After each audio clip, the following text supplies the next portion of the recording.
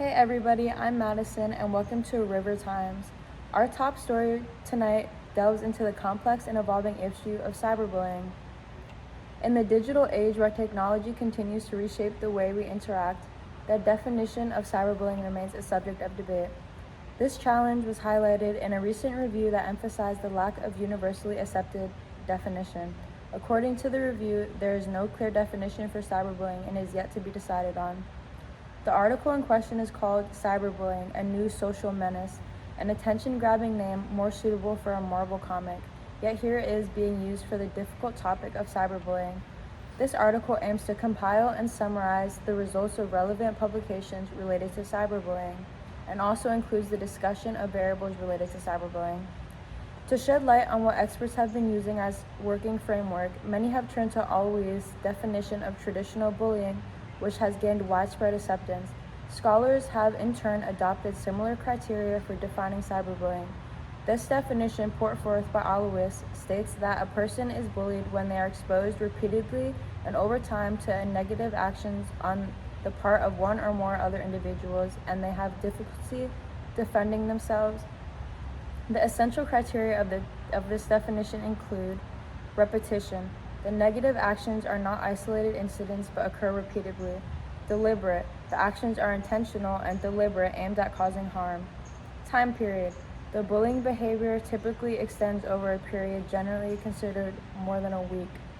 Imbalance of power. There is often an imbalance of power between the perpetrators and the victim. Intention of the perpetrator to hurt.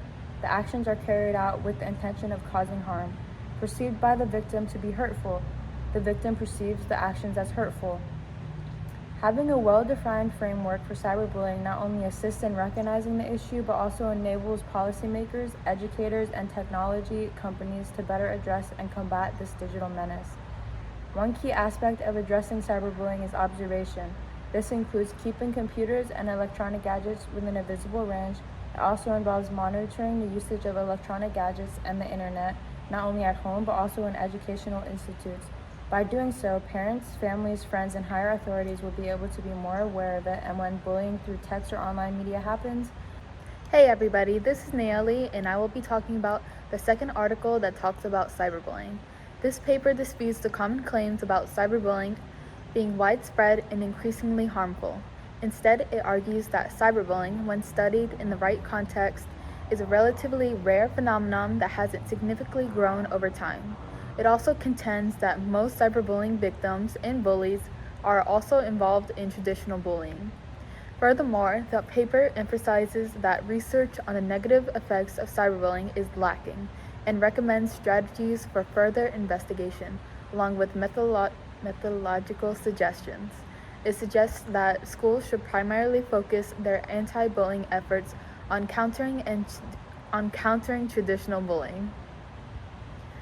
The article describes the data sources used in a research study focusing on bullying. The study draws from two large-scale studies, one conducted in the USA and another in Norway. In the US study, data was collected from 4 cohorts of schools implementing the Allouis Bullying Prevention Program, totaling 450,490 students in 1,349 schools. To compare cyberbullying with traditional bullying, a question about direct verbal bullying was chosen. The OBQ is a well-established questionnaire with good reliability and validity, used in international studies and providing essential data for research on bullying. The results presented demonstrate the prevalence of being exposed to both direct verbal bullying and cyberbullying. The data reveals that on average, about 17.6% of students experience direct verbal bullying, while only 4.5% experience cyberbullying. When it comes to bullying others, approximately 9.6% engage in direct verbal bullying and 2.8% engage in cyberbullying. The article discusses the challenges of determining the true and distinct negative effects of cyberbullying, independent of the effects of traditional bullying, which many cyberbullied children also experience. While both traditional and cyberbullying are associated with issues like depression, low self-esteem, anxiety, and more, it's difficult to pinpoint the unique impact of cyberbullying. The article also highlights two likely negative consequences of the distorted portrayal of cyberbullying in the media. Firstly, it is likely to generate unnecessary anxiety and tension among parents and teachers and students. This can lead to feelings of powerlessness and helplessness when faced with what is perceived as a widespread and overwhelming cyberbullying problem. Secondly, an exaggerated focus on cyberbullying may divert resources away from addressing the more prevalent and serious issue of traditional bullying in schools. This could lead to the downgrading of efforts to combat traditional bullying. In conclusion, a clear and universally accepted definition for cyberbullying is essential for addressing the problem effectively.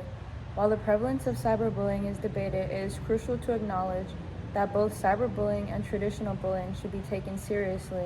Strategies that encourage thorough investigation of specific cyberbullying cases and transparent communication of results to students can help reduce its low prevalence and increase the perceived risk of being caught. And to our reporters in the field who will also be asking questions about cyberbullying. Hi, this is Jennifer Gallardo reporting live with Jaylene Cordero about cyberbullying. Jaylene, how old are you? I'm 17 years old. I'm a senior in high school. Oh, and how much of a problem do you think cyberbullying is to kids your age? I feel like it's a really big problem because our entire generation is just on social media all the time. We focus our entire lives on social media. So, and it's so much easier to just comment or to comment things, not something see your face. So it's easier to hide behind your profile. And then how do you think that cyberbullying affects your academic or social performance? Well, I feel like everyone's scared to. A lot of people aren't focusing much on school and much moving on social media. And for social media right now, it's cooler to just not really care about school. So when you do, you're scared people are gonna like Bullying? Oh yeah, I understand. And do you think enough is being done to prevent cyberbullying in your school? not at all. You can't prevent what's on the internet at all. You can't put restrictions on it. Even if we don't use those phones in school, you can use it outside of school. Mm-hmm. People even find ways to report in school to do everything in school. You can easily find people on social media. I don't give out my number, but people find me on social media and message me and tell me things. It's really easy to get. So have you ever been a victim of cyberbullying, or do you know anyone close to you that was a victim? I have not, but my sister's had a lot of people message her through social media. When she stopped going to school, people would find her through social media, message her through social media, and that's the way people would bully her. And she was bullied like that? Yeah, even if she got off of social media, they would start to find her through the web. And do you think that affected her personally? Yes, definitely. She didn't want to go to school anymore. She wanted to do online school, be out of school as much as she can, skip in school. People would train her. So do you think that our society should take a closer look at cyberbullying and do what we can to prevent cyberbullying? Yeah, we should. There needs to be restrictions on social media. You can pretty much, I know there says that there is, that they'll restrict it, but it's very easy to get around it. Hello, today we are joined by Kai, who is 27 years old, and I identify as female presenting non-binary. okay. Today we're going to talk about cyberbullying. What's your opinion on cyberbullying? Bad. It's bad. Yeah. Have you ever personally been cyberbullied? I know it's a personal question, but Not really cyberbullied, but I do know people who are cyberbullied. Sure.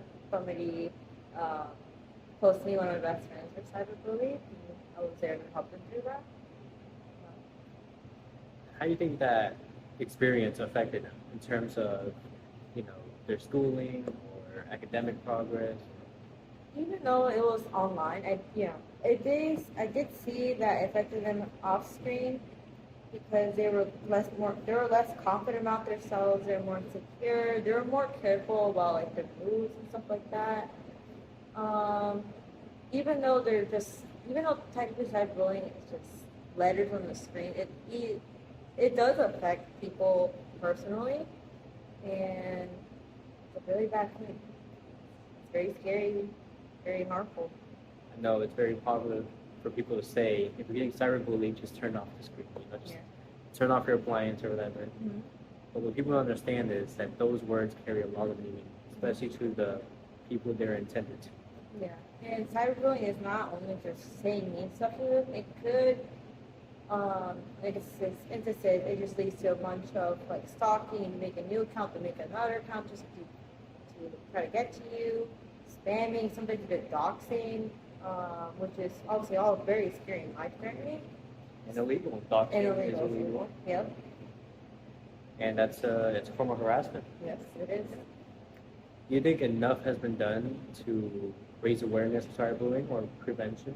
I feel like it's a yes and no situation because cyberbullying is now people are more aware of it than it was before. Before it was kind of harder in a way to really do it, but now since the rise of social media, it's more easy to connect to people, especially the vulnerable people. So I say, well, there is a lot of awareness and stuff like that for cyberbullying. I do think that cyberbullying is becoming more prevalent in society.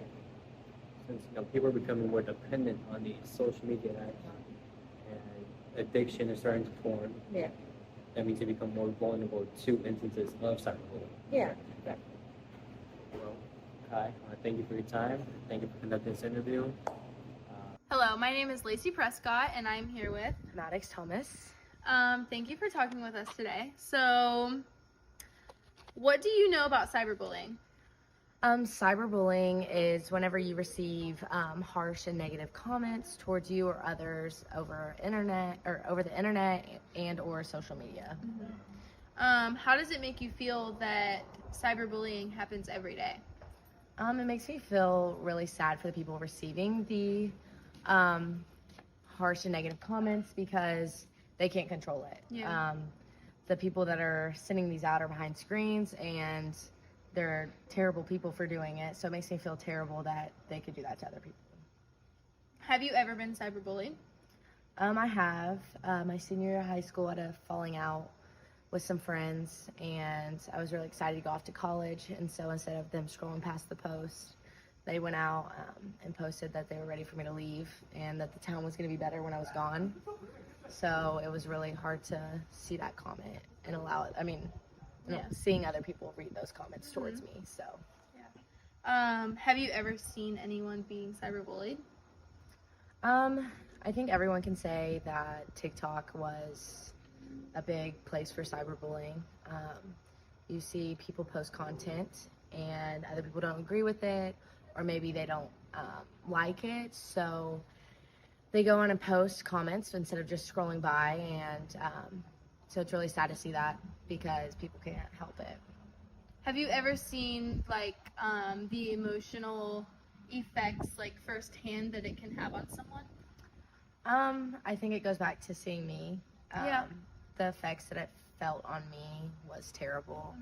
I mean, I remember crying to my family about it because I couldn't control it, and it was terrible because I was ready to go start a new chapter, and it was still lingering behind. And so I know the kind of pain it feels, and it's really hard. What can you do to prevent cyberbullying? I think all I can do is when I see it to report it.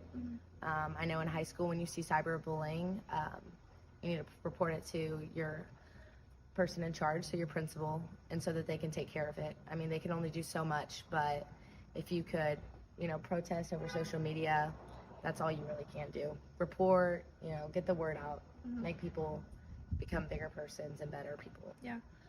If there's someone watching this that is being cyberbullied, what would you tell them? I think hang in there. I think that's all you really can do. It gets better.